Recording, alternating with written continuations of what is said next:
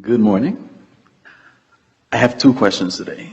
First time I met you was in October, and I asked you a question about relationships. I said, I want a relationship, and you said, let it go. And then you said, wake up in the morning and stay with that 17 seconds and feel great and everything. And I did that, and so many things changed and had a lot of fun and stuff like that. And I guess my question today is that I go through my day, and let's say a song comes on the radio, and I don't feel bad about it, but it makes me think about having a relationship, and then I go with it without noticing that I'm going with it. And there's a lot of momentum in a lot of those songs. Yeah. A lot of momentum in a lot of those songs. So I guess Esther plays a game where she gets into her car several times a day and backs out of the garage, and XM radio is always on, and whatever song's playing when she backs out, she thinks it has significant meaning to her because it's divine timing after all. She's just not getting in the car because it's time to get in the car. She's waiting for the impulse and going. Sometimes she leaves a half an hour early because the feeling comes to her. Just a little aside here, because we want to talk about this divine timing, because it's part of what's coming next. So we're really good about timing because we have overview. As many of you know, Jerry made his transition a few years ago.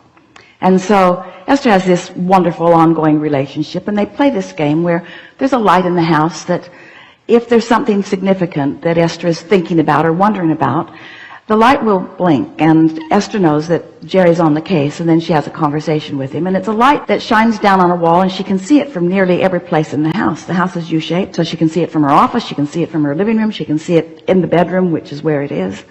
And so recently, that light stopped blinking so much, hadn't blinked for quite a while. And she has a beautiful kitchen with a stainless steel hood over her stove, and the light on that hood has never worked, which doesn't matter because there are plenty of other lights in the kitchen, and she just hasn't taken the time to do anything about it. And so as she went to bed one night, she said, all right, Jerry, that light isn't blinking, and I just want you to know I really like the light thing. I really like it. So if it's all the same to you, I really like the light thing. And when she got up in the morning, the light over the kitchen stove was on. Was on. And she couldn't turn it off.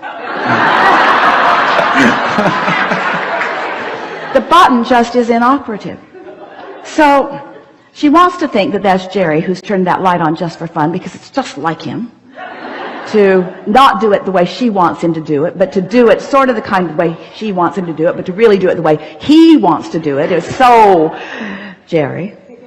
So Esther asks Fidel, the groundsman, to come and see what's up with that switch, because it doesn't seem right that she can't turn the light off.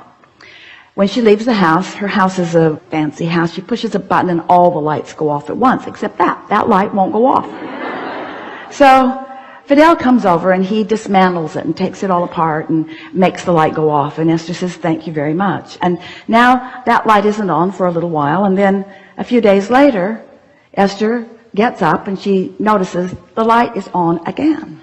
And again, she cannot turn it off. So now she's on her way somewhere. She gets in her car. She pushes the button in the garage before she gets in the car that turns all the lights out, except that one. And she's laughing to herself, except that one. And when she gets in the car, the song on the radio, a country western song, is singing, try to leave a light on for me, will ya?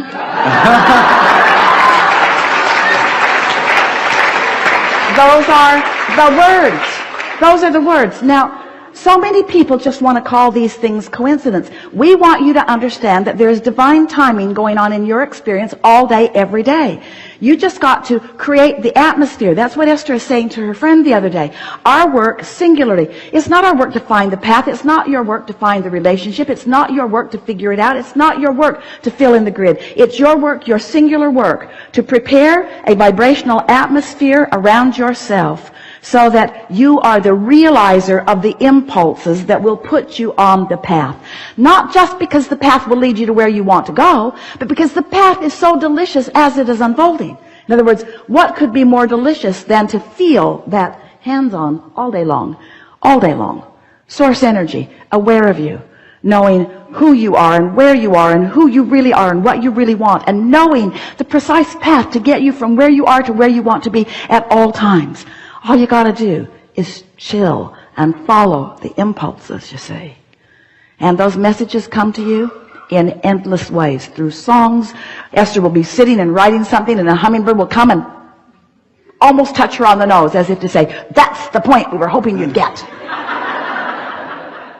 Pay attention to what's going on around. Source is using every conceivable, possible messenger to confirm and accentuate things that are important to you. You just got to be aware, you see. And you have to accept. You have to accept that you just have to be one of those weird people.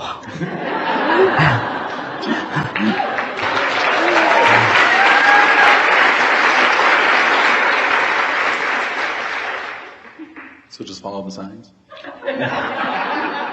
Follow the signs, yes.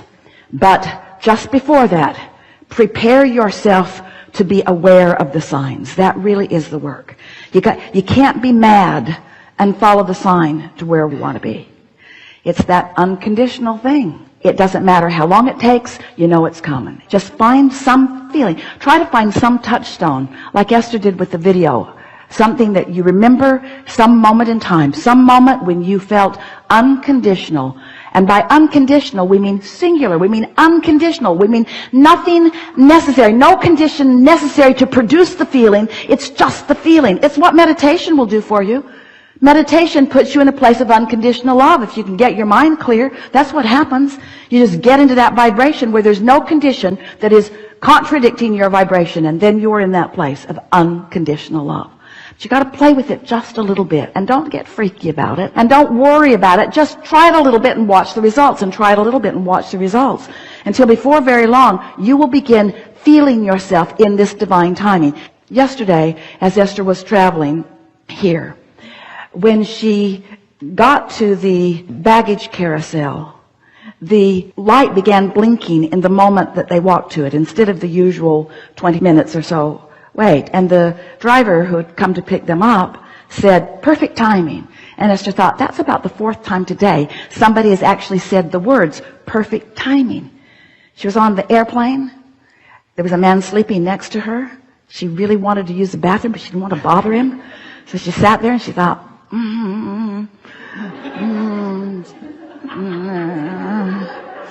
And then he woke up after her second loud sneeze.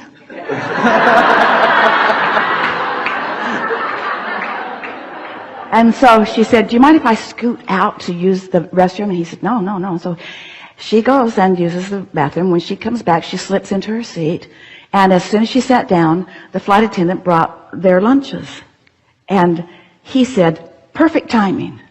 And Esther thought, is the whole world in on this?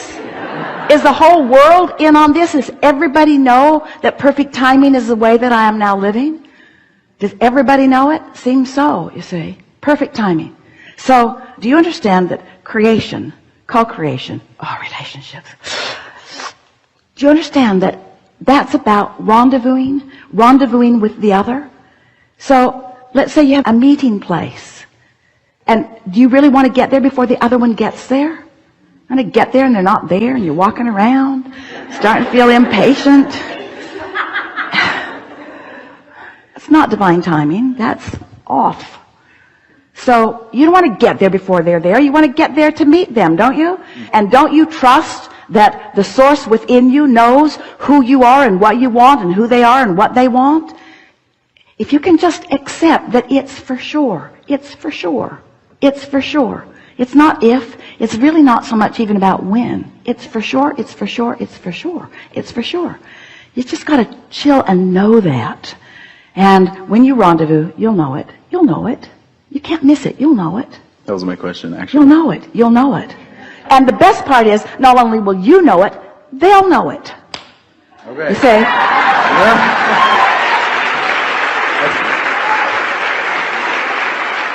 what good is divine timing if the wrong person shows up? That's not going to happen. That's not going to happen. It'll be divine timing, and you'll know it. You will both know it. No game playing. No, I don't know. I'm not so sure. I got here. Give me your resume. I'll check you out. Not any of that. You'll know it. You'll know it. Really good.